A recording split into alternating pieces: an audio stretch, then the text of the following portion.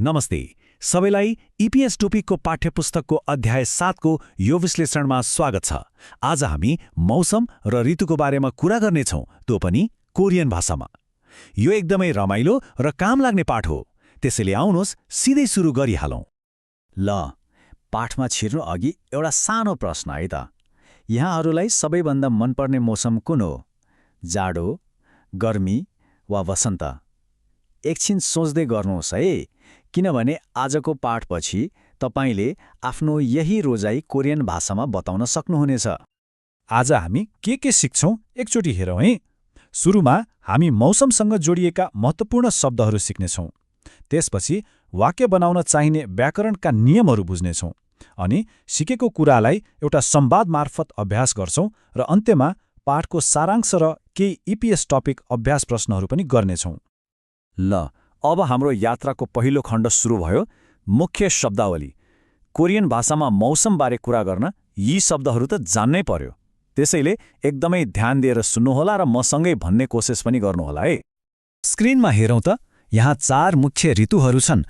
वसन्तलाई भोम, गर्मीलाई यरुम, शरदलाई cowl र जाडोलाई क्यौल भनिन्छ। अनि मौसम राम्रो छ भन्नुपर्दा नाल्सिगा छोथा र बादल लागेको छ भन्नलाई हुरिदा भनिन्छ। यी शब्दहरू एकदमै महत्त्वपूर्ण छन्, टिप्दै जानुहोला। अब अरू केही शब्दहरू पनि हेरौँ। पानी पर्नुलाई फिगा ओदा, हिउँ पर्नुलाई नुनी ओदा र हावा चल्नुलाई फारामी फुल्दा भनिन्छ। त्यस्तै गर्मी हुनुलाई दप्ता र जाडो हुनुलाई छुप्ता भनिन्छ। याद गर्नुहोस् है, यी अन्तिम 2 शब्दहरू हाम्रो आजको व्याकरणको लागि एकदमै महत्त्वपूर्ण छन्। शब्दहरू त जानियो होइन? अब पालो आयो ती शब्दहरूलाई सही तरिकाले वाक्यमा कसरी प्रयोग गर्ने भनेर सिक्ने। व्याकरण भनेको त भाषाको जग हो, त्यसैले यो खण्डमा अझै बढी ध्यान दिउँ है त। आजको हाम्रो पहिलो व्याकरणको नियम हो भीको अनियमित परिवर्तन। सुन्दा अलि अप्ठ्यारो लाग्न सक्छ, तर एकदमै सजिलो छ। नियमले के भन्छ भने, यदि कुनै क्रिया वा विशेषणको अन्तिममा भी छ र त्यसको पछाडि वावल अर्थात् स्वर वर्णबाट सुरु हुने केही जोडिन्छ भने त्यो भी हटेर उ बन्छ। उदाहरण हेरेपछि झन क्लियर हुन्छ। ल छुप्ता अर्थात् जाडो हुनुको उदाहरण हेरौँ न त। पहिलो स्टेप, हामी ता हटाएर यसको स्टेम छुप लिन्छौँ। अब नियम अनुसार भलाई हटाउने र उ थप्ने, जसले गर्दा यो छु भयो। अनि अन्त्यमा अयो जोड्दा यो बन्यो छुओयो। देख्नुभयो कति सजिलो हो? यही नियम अनुसार धप्ताको धवयो भएको हो। अब वाक्यमा हेरौँ। मङ्गोल ख्यौरुन नमु छुवायो, मङ्गोलको ख्यौरिन नमु छुवायो। यसको अर्थ हो मङ्गोलियाको जाडो धेरै चिसो हुन्छ। यहाँ छुप्ताबाट छुवायो बनेको छ। अर्को वाक्य हेर्नुहोस्। यरुमुन नमु थुवायो, यरुमुन नमु थुवायो अर्थात् गर्मी धेरै हुन्छ। यहाँ पनि थप्ताबाट थवायो बनेको छ। हाम्रो दोस्रो व्याकरणको नियम हो नकारात्मक वाक्य बनाउने, जसको लागि अनको प्रयोग हुन्छ। एकदमै सजिलो छ।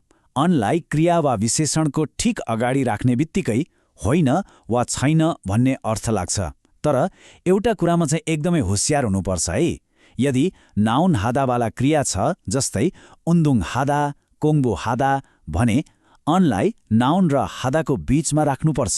जस्तै उन्दुङ आन हियो भन्नुपर्छ, आन उन्दुङ हेयो चाहिँ भन्नु हुँदैन। यहाँ उदाहरण हेरौँ न त। बिगा आनवायो को अर्थ हो पानी परेको छैन। कति सिम्पल छ होइन? त्यस्तै ओनुरुन इल आनहेयो को अर्थ आज काम गर्दिन। यहाँ हेर्नुहोस् त, इल्हादा को बीचमा आन आएको छ। यो नियम एकदमै उपयोगी छ। ल हामीले शब्दहरू पनि सिक्यौँ, व्याकरण पनि सिक्यौँ। अब यी सबै कुरालाई वास्तविक कुराकानीमा कसरी प्रयोग गर्ने भनेर हेर्ने बेला भयो। यो संवादले हामीले सिकेका कुराहरूलाई व्यवहारमा उतार्न मद्दत गर्छ। कुराकानीको सुरुवातमा कालोले सोध्छ, जयासिनुन मुसुन खेजरुल छोवा हेयो अर्थात् जयाजी तपाईँलाई कुन ऋतु मनपर्छ? जयाले जवाफ दिन्छन्, छनन यरमुल छुवा हेयो अर्थात् मलाई गर्मी मनपर्छ। एकदमै सरल र सिधा जवाफ होइन त? कालोले अझै जान्न चाहन्छ र सोध्छ, मङ्गोलको क्यौरुन अत्तेयो अर्थात् मङ्गोलियाको जाडो चाहिँ कस्तो हुन्छ नि? र अन्त्यमा जयाले आजै सिकेको व्याकरण प्रयोग गरेर कति राम्रो जवाफ दिन्छन्। मङ्गोलोई ख्योरन नमु छुवायो अर्थात् मङ्गोलियाको जाडो धेरै चिसो हुन्छ। हेर्नुहोस् त, छुप्ताबाट छुवायोको कति राम्रो प्रयोग। आज हामीले साँच्चै धेरै कुरा सिक्यौं। अब एकचोटि सर र सम्झिनको लागि मुख्य मुख्य बुँदाहरूलाई फेरि हेरौँ है। यसो गर्दा सिकेका कुराहरू दिमागमा राम्रोसँग बस्छ। आजको पाठबाट हामीले के सिक्यौं त? पहिलो कुरा, 4 ऋतु र मौसम सम्बन्धी महत्त्वपूर्ण शब्दहरू। दोस्रो, थप्ता, छुप्ता जस्ता शब्दहरूको वियोप अनियमित नियम याद छ नि? तेस्रो, आन प्रयोग गरेर नकारात्मक वाक्य बनाउन सिक्यौं।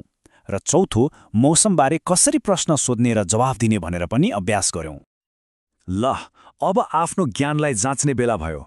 यहाँ इपिएस टपिक परीक्षामा आउने खालकै केही प्रश्नहरू छन्। सही उत्तर के होला एकछिन सोचेर जवाफ दिनुहोस् है। पहिलो प्रश्न, यरम अर्थात् गर्मी यो शब्दसँग सम्बन्धित के हो? अप्सनहरू छन्: 1 खेजल ऋतु, 2 यहिङ भ्रमण, 3 जाङसो ठाउँ र 4 म्यङजल चाडपर्व। के होला त? अब दोस्रो प्रश्न, खाली ठाउँमा के हुन्छ? खिम्चिचिगेगा नमु ड्याश छुसिमेस थुसेयो। खिम्चिचिगे धेरै ड्याश छ, होशियार भएर खानुहोस्। अप्सनहरू: 1 छक्सिम्निदा थोरै छ, 2 भिसाप्सिम्निदा महँगो छ, 3 मसिस्मिदा मिठो छ, 4 तिकप्सिम्निदा तातो छ। तेस्रो प्रश्न, चेघोयाङ्गुन ड्याश हान्गुगेवास छुम क्यौरल ख्यानमेस्मिदा। मेरो गृहनगर ड्याश कोरिया आएर पहिलोपटक जाडो अनुभव गरे। खाली ठाउँमा के मिल्छ होला? 1 हावा धेरै चल्छ, 2 पानी प्राय पर्छ, 3 मौसम सधैँ न्यानो हुन्छ, वा 4 मौसम धेरै चिसो हुन्छ। ल, अब सही उत्तरहरू हेरौँ है त। तपाईहरूको मिल्यो कि मिलेन? पहिलो प्रश्नको उत्तर हो नम्बर 1 खेजल, किनकि यरुम गर्मी एउटा ऋतु हो। दोस्रोको उत्तर हो नम्बर 4 तुगप्सुम्निदा, किनभने होशियार भएर खानुहोस् भनेपछि त पक्कै तातो हुनु पर्यो। र तेस्रोको सही उत्तर हो नम्बर 3 नालसिगा हङसाङ ताता थाम्निदा, किनकि कोरियामा आएर पहिलो पटक जाडो अनुभव गर्नुको मतलब उसको गृहनगरमा मौसम सधैँ न्यानो हुन्छ। आजको यो विश्लेषणबाट तपाईले मौसम र ऋतुबारे कोरियनमा कुरा गर्न धेरै कुरा सिक्नुभयो भन्ने आशा छ। अब जाँदा जाँदै एउटा प्रश्न, के तपाईँ आफ्नो देशको मौसम कस्तो छ भनेर कोरियन भाषामा बताउन सक्नुहुन्छ? जस्तै नेपालको जाडो चिसो हुन्छ भन्नुपर्दा नेपालको घ्यौरुन छुयो हो। यसरी नै प्रयास गर्नुहोस् र अभ्यास जारी राख्नुहोस्। अर्को विश्लेषणमा भेटौँला।